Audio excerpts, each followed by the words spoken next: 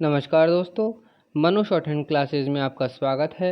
यह आपको मिलता है 110 शब्द प्रति मिनट डिक्टेशन। दोस्तों, इस डिक्टेशन की आउटलाइन और पीडीएफ के लिए हमारा टेलीग्राम ग्रुप ज्वाइन करें। डिक्टेशन शुरू होगी 3 सेकंड बाद।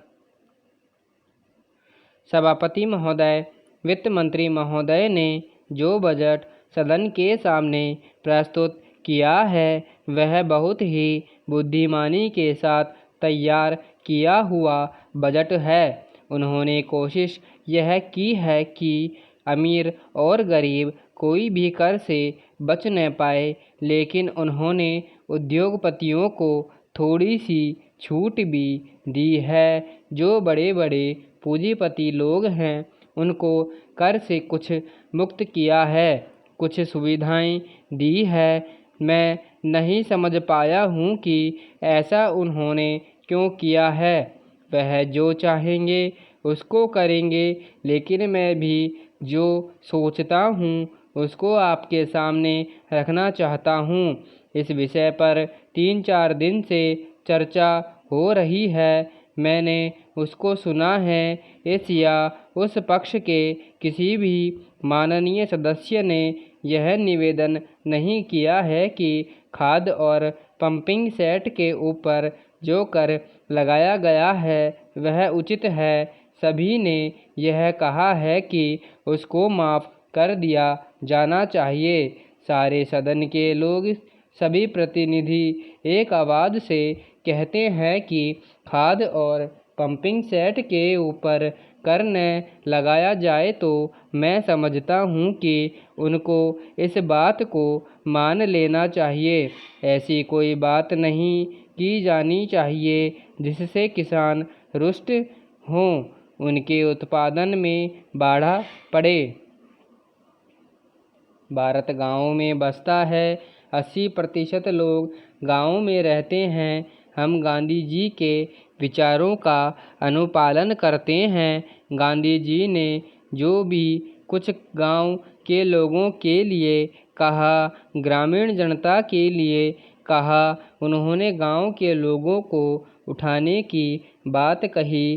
कोलकाता, चेन्नई, मुंबई, दिल्ली आदि शहरों के रहने वाले लोगों की ही उन्नति हो और गाँव में रहने वालों की न हो, ऐसा उन्होंने कभी नहीं कहा। वित्त मंत्री महोदय भी गांधी जी का शिष्य अपने आप को कहते हैं और उनके रूप में देखते हैं, और वह है भी। देश में मद्य निषेध को कार्यान्वित करें। चूँकि हमारा कृषि प्रधान देश है, इसलिए वह पशुधन को बढ़ाए, उन्नति की व्यवस्था करे और सारे देश में गोवध को बंद कर दे। सरकार ने यह संकल्प लिया है कि हिंदुस्तान में समाजवादी समाज और लोक कल्याणकारी राज्य की स्थापना की जाए। इस समय देश में आर्थिक विषमता अधिक है।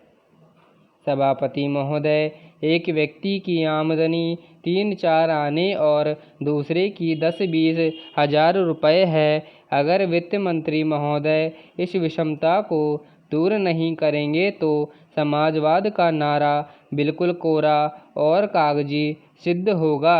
इस देश में 8-10 करोड़ हरिजनों का ऐसा वर्ग है जिसकी आर्थिक स्थिति बहुत गिरी हुई है। इस बजट में उनकी उन्नति और कल्याण की योजनाओं का समावेश होना चाहिए। वित्त मंत्री ने 1500 करोड़ रुपए के जो कर लगाए हैं उनसे देश के आम आदमियों की हालत खराब हो गई है।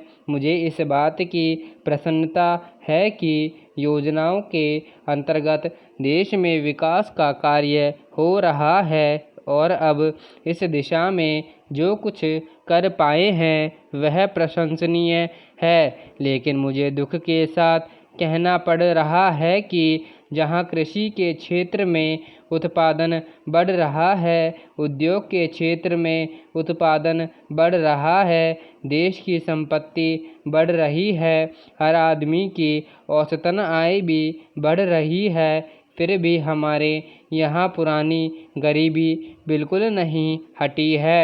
मैं समझता हूँ कि यह इस सदन के लिए और सरकार के लिए विचार करने का विषय है कि क्या कारण है कि जब हम 55 वर्ष से अपने देश की गाड़ी कमाई का रुपया और दूसरे देशों से कर्ज लेकर बड़ी बड़ी रकमें देश के विकास के लिए खर्च कर रहे हैं और देश में भी धन पैदा हो रहा है, तब भी देश में जो लोग गरीब हैं उनकी गरीबी दूर नहीं हो पा रही है।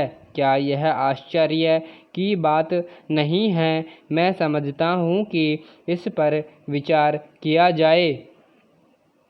यह ठीक है कि हम समाजवाद के रास्ते पर जा रहे हैं, लेकिन समाजवाद के रास्ते पर ठीक ठीक चले तो भी हम यह अनुमान नहीं लगा पाते कि कितने वर्षों में हमारे देश की गरीबी दूर होगी।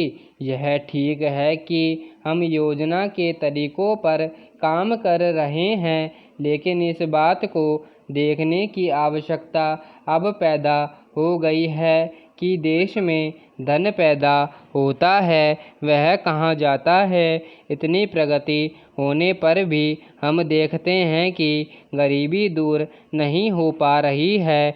गरीबों को खाने के लिए अन्न नहीं मिलता, पहनने के लिए कपड़ा नहीं मिलता। इसका क्या कारण है? यह गंभीरतापूर्वक सोचने की बात है। यह समस्या समाजवाद का प्रस्ताव पास करने से ही हल नहीं होगी। समाप्त। धन्यवाद।